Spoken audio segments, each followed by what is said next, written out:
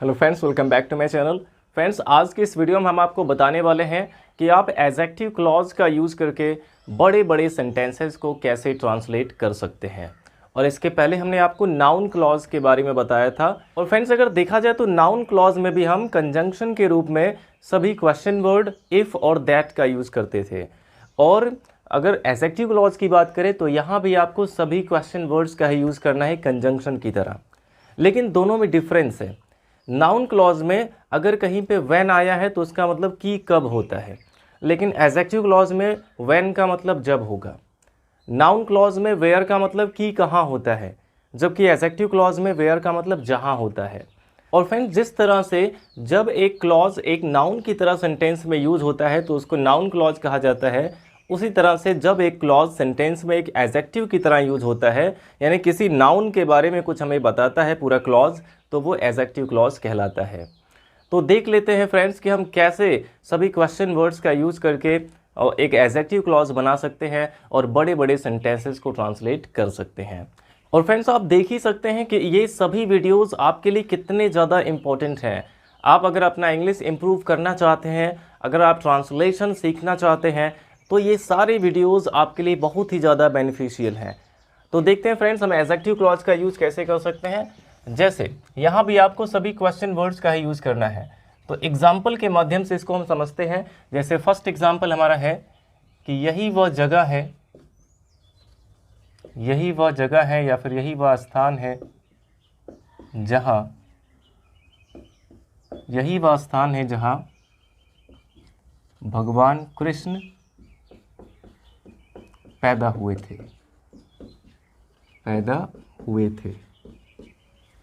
तो मान लीजिए ये सेंटेंस हमारा है कि यही वह स्थान है जहां भगवान कृष्ण पैदा हुए थे। और देखिए फ्रेंड्स, इसको ट्रांसलेट करना, इस टाइप के सेंटेंस को ट्रांसलेट करना बहुत ही ज़्यादा इजी है। जैसे जैसे सेंटेंस में जो जो वर्ड्स आए हैं उसी के हिसाब से आपको एकदम सीरियल वाइज लिखते चले जाना है। इसमें ज़्यादा इधर उधर आपको करने की ज़रूरत नहीं है। सबसे पहले देखिए यहाँ पे क्या आया कि क्या है, यही है।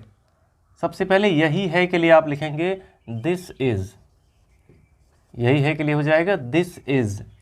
अब क्या है, वह स्थान। यहाँ पे आपको ध्यान देना है कि आपको वह के लिए द का यूज़ करना है। अगर वह आ रहा है इसमें तो वहाँ पे आपको द का यूज़ करना है। तो दिस इज़ द प्लेस यहाँ पे होगा, यहाँ पे दैट प्लेस आप नहीं करेंगे, दिस इज़ द प्लेस आपको लिखना होगा। वह के लिए आप यहाँ पे द का यूज़ करेंगे जो नाउन के पहले आया हुआ है। तो हो जाएगा दिस इज़ द प्लेस, यानी कि यही वह स्थान है। अब जहाँ इसमें आ गया तो जहाँ के लिए किसका यूज़ करेंगे, वेयर का यूज़ करेंगे। This is the place where. अब क्योंकि वेयर यहाँ पे क्वेश्चन वर्ड की तरह नहीं बल्कि कंजंक्शन की तरह यूज हुआ है, तो इसके आगे का जो सेंटेंस है वो इंट्रोगेटिव के स्ट्रक्चर से नहीं बनेगा, इसको असर्टिव की तरह आपको बनाना होगा। तो वेयर के तुरंत बाद आएगा सब्जेक्ट। अब सब्जेक्ट इसमें क्या है, भगवान कृष्ण है, यानी कि lord Krishna. Where lord Krishna. अब पैदा हुए थे, कहीं भी अगर आ जाए पैदा हुए थे, किसी के भी पैदा होने की बात हो तो वॉज बॉर्न लिखा जाता है, तो हो जाएगा लॉर्ड कृष्णा वॉज बॉर्न। तो ये सेंटेंस हमारा बन गया कि this is the place where lord Krishna was born. अब देखिए अगला एग्जाम्पल देख लेते हैं। तो मैं उस लड़के को जानता हूं जिसने तुम्हारा फोन चुराया था। अब यहाँ पे देखिए कौन सा लड़का, जिसने तुम्हारा फोन चुराया था। ये पूरा जो क्लॉज है ये किसके बारे में है, उस लड़के के बारे में है। और लड़का क्या है, एक नाउन है, तो उसी नाउन के बारे में ये कुछ एक्सप्लेन कर रहा है, यानी कि ये एक एडजेक्टिव की तरह यूज हुआ है। ऐसे इसमें भी यहाँ पे नाउन क्या है, प्लेस है, और कौन सी जगह, जहाँ भगवान कृष्ण पैदा हुए थे। तो ये पूरा जो क्लॉज है ये उस जगह के लिए आया हुआ, स्थान के लिए आया हुआ है, तो ये भी यहाँ पे एक एडजेक्टिव का काम कर रहा है पूरा क्लॉज। और इसमें आपको ये ध्यान देना है कि ये जिस नाउन को एक्सप्लेन करेगा, जिस नाउन को डिस्क्राइब करेगा, उस नाउन के ठीक बाद आपको कंजंक्शन का यूज़ करना है। जैसे यहाँ पे प्लेस के बारे में बताया गया था, कौन सा जगह, जहाँ भगवान कृष्ण पैदा हुए थे, तो प्लेस के तुरंत बाद यहाँ पे कंजंक्शन आ गया। ऐसे यहाँ भी देखेंगे मैं उस लड़के को जानता हूँ, सबसे पहले इसको ट्रांसलेट करना है, और इसके लास्ट में ता हूँ आया, यानी प्रेजेंट इंडेफिनिट टेंस का है, तो सबसे पहले हो जाएगा आई नो, यानी कि मैं जानता हूँ किसे, उस लड़के को। तो वह या उसके लिए यहाँ पे आपको द का यूज़ करना है। तो आई नो द बॉय, मैं उस लड़के को जानता हूँ, आई नो द बॉय। और उसके बाद यहाँ पे कंजंक्शन आएगा जो या जिसने। जो या जिसने के लिए आपको हु का यूज़ करना है। अगर वो एक पर्सन के लिए है तो जो या जिसने के लिए हु का यूज़ करेंगे। तो बॉय यहाँ पे नाउन है, इसी को डिस्क्राइब कर रहा है ये, तो यहाँ पे अब कंजंक्शन आ जाएगा who. I know the boy who, मैं जानता हूँ, मैं उस लड़के को जानता हूँ जिसने अब तुम्हारा फ़ोन चुराया था। तो यहाँ पे हो जाएगा who had stolen your phone. तो सेंटेंस बन गया कि I know the boy who had stolen your phone. मैं उस लड़के को जानता हूं जिसने तुम्हारा फ़ोन चुराया था। ये पास्ट परफेक्ट में इसको बनाया गया, हैड स्टोलन का यूज़ किया गया। और देखते हैं अगला एग्जाम्पल। मैं एक जंगल में पहुंचा। देखिए स्टोरी जो पैसेज आपको दिया जाता है ट्रांसलेट करने के लिए, उसमें इस टाइप के सेंटेंसेस आपको ज़रूर मिलते हैं। तो इसीलिए फ्रेंड्स ये सारे जो रूल्स आपको बताए जा रहे हैं ये बहुत ही ज़्यादा इंपॉर्टेंट है आपके लिए। देखिए मैं एक जंगल में पहुंचा जो जंगली जानवरों से भरा हुआ था।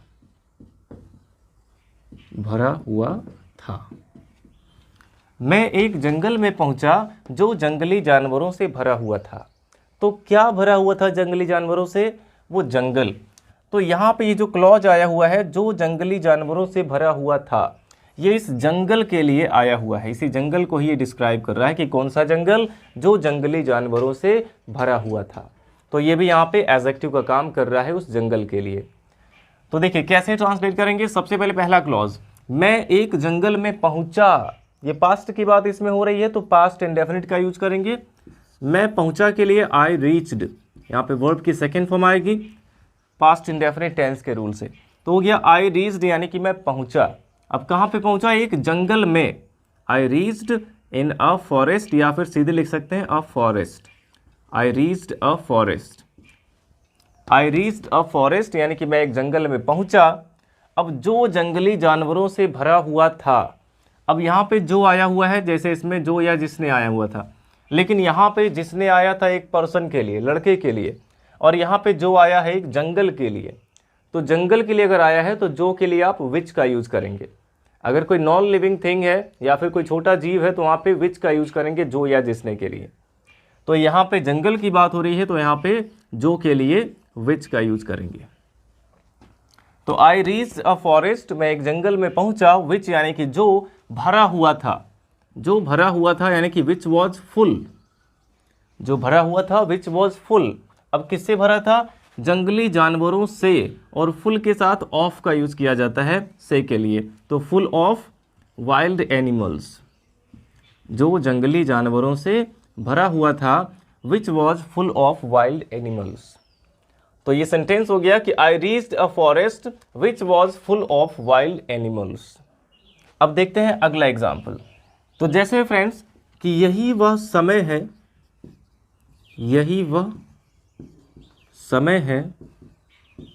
जब तुम्हें पढ़ना चाहिए। यही वह समय है जब तुम्हें पढ़ना चाहिए। तो यही वह समय है के लिए क्या हो जाएगा? This is. यही है के लिए दिस इज, वह समय the time. This is the time, यही वह समय है। और जब यहाँ पे आ गया तो जब के लिए व्हेन का यूज करेंगे। तो यहाँ पे व्हेन हो जाएगा, व्हेन। अब तुम्हें पढ़ना चाहिए, चाहिए इसमें आ गया, एक सजेशन दिया गया है तो शुड का यूज कर सकते हैं। तो तुम्हें पढ़ना चाहिए के लिए यू शुड, यहाँ पे मॉडल वर्ब शुड का यूज करेंगे। तो यू शुड स्टडी, तुम्हें पढ़ना चाहिए। ये हो गया this is the time when you should study. अब फ्रेंड्स कभी कभार जो है पैसेज में कुछ ऐसे भी सेंटेंस आ जाते हैं जिसमें हम बिल्कुल ही एकदम अटक जाते हैं कि इसको कैसे ट्रांसलेट करें, क्योंकि उसको हमें थोड़ा बहुत अपने हिसाब से चेंज भी करना पड़ता है ट्रांसलेशन करने के लिए। अब जैसे मान लीजिए अगर एक सेंटेंस आ गया कि परिश्रम करने वाले अपने जीवन में सफल होते हैं। अपने जीवन में सफल होते हैं। तो अगर किसी सेंटेंस में ऐसा आ जाए कि कोई भी काम करने वाले, जैसे यहाँ पे है परिश्रम करने वाले, तो इसकी अंग्रेजी आप कैसे लिखेंगे? सबसे पहले आपको लिखना होगा कि वे लोग जो परिश्रम करते हैं। इसको इस तरीके से लिखना होगा कि वे लोग जो परिश्रम करते हैं अपने जीवन में सफल होते हैं। तो इस तरह से सेंटेंस को आपको अपने हिसाब से थोड़ा चेंज भी करना होगा, जिसका सेंस वही रहना चाहिए। परिश्रम करने वाले अपने जीवन में सफल होते हैं, इस बात को आप ऐसे भी कह सकते हैं कि वे लोग जो परिश्रम करते हैं अपने जीवन में सफल होते हैं। तो आप यहां पे कैसे लिखेंगे? वे लोग के लिए हो जाएगा द पीपल, वे लोग। अब जो परिश्रम करते हैं, जो के लिए क्या आएगा? हु आएगा। और पीपल यहाँ पे प्लूरल है और इसमें प्रेजेंट इंडेफिनिट टेंस लगेगा, क्योंकि जो परिश्रम करते हैं, ते है आया इसमें लास्ट में। तो इसमें वर्ब की फर्स्ट फॉर्म लिखेंगे who work hard, the people who work hard, यानी कि वे लोग जो परिश्रम करते हैं अब अपने जीवन में सफल होते हैं। तो यहाँ पे आप कॉमा लगा के लिख सकते हैं कि सक्सीड, सफल होना की अंग्रेजी क्या होती है? सक्सीड। और ये वर्ब की फर्स्ट फॉर्म ही है। अगर सेकंड थर्ड फॉर्म लिखना होगा तो सक्सीडेड होगा, उसमें ईडी जोड़ना पड़ेगा। ये फर्स्ट फॉर्म है क्योंकि ये भी प्रेजेंट इंडेफिनिट है। तो सफल होते हैं, सक्सीड, अपने जीवन में। और यहाँ पे सब्जेक्ट क्या है? पीपल है, प्लूरल है, तो अपने के लिए क्या आएगा? दियर आएगा, इन दियर लाइफ। तो सेंटेंस हमारा बनेगा the people who work hard succeed in their life. वे लोग जो परिश्रम करते हैं अपने जीवन में सफल होते हैं। तो इस तरीके से देखिए सेंटेंस ये था कि परिश्रम करने वाले अपने जीवन में सफल होते हैं। अब जैसे कहा जाता है कि कोशिश करने वालों की कभी हार नहीं होती। मान लीजिए सेंटेंस है कि कोशिश करने वालों की कभी हार नहीं होती, यानी कि वे लोग जो कोशिश करते हैं कभी नहीं हारते हैं। आपको इसको इस तरीके से बनाना है। तो ये सेंटेंस आपको बना के मुझे कमेंट बॉक्स में बताना है कि कोशिश करने वालों की कभी हार नहीं होती। ये आप हमें कमेंट बॉक्स में ज़रूर बताइएगा। तो देखिए फ्रेंड्स, अगला एग्जाम्पल हमारा है वह किताब जो मेज़ पर पड़ी है मेरी नहीं है। तो सबसे पहले यहाँ पे आपको लिखना होगा वह किताब के लिए द बुक। यहाँ पे वह के लिए आपको द का यूज करना है, ये याद रखेंगे। वह किताब के लिए हो जाएगा द बुक। अब जो के लिए हो जाएगा यहाँ पे विच। अगर किताब क्योंकि वस्तु है तो इसके लिए आप विच या फिर दैट का यूज कर सकते हैं जो के लिए। तो द बुक विच, अब पड़ी है यानी कि is lying, which is lying. वह किताब जो पड़ी है, the book which is lying, कहाँ पे पड़ी है? मेज पर, on the table, on the table. The book के बाद आप यहाँ पे कॉमा लगाएंगे और उसके बाद लिखेंगे which is lying on the table, क्योंकि ये केस इन अपोजिशन की तरह लिखा जा रहा है। The book which is lying on the table. अब यहाँ भी आप कॉमा लगा देंगे। अब मेरी नहीं है, क्योंकि इसमें देखिए नाउन का मेंशन पहले हो गया, तो यहाँ पे आप माई का यूज नहीं कर सकते मेरी के लिए, यहाँ पे माइन का यूज करना होगा। तो हो जाएगा इज नॉट माइन, क्योंकि माई कभी अकेला नहीं आता है, उसके बाद हमेशा एक नाउन होना चाहिए। तो यहाँ पे इज नॉट माई नहीं लिखा जा सकता, यहाँ पे माइन का यूज करेंगे जब भी नाउन का मेंशन पहले हो जाता है। तो हो गया the book which is lying on the table is not mine. वह किताब जो मेज पर पड़ी है मेरी नहीं है। तो आई होप फ्रेंड्स ये सारे सेंटेंसेस आपको बहुत ही अच्छे से समझ में आए होंगे और अब आप एडजेक्टिव क्लॉज वाले सेंटेंसेस को बहुत ही आसानी से ट्रांसलेट कर लेंगे। वीडियो अच्छा लगा हो तो लाइक करिएगा और अगर आप हमारे और भी वीडियोस देखना चाहते हैं तो हमारे चैनल को सब्सक्राइब जरूर करें और अपने सभी फ्रेंड्स के साथ शेयर करें। Thanks for watching.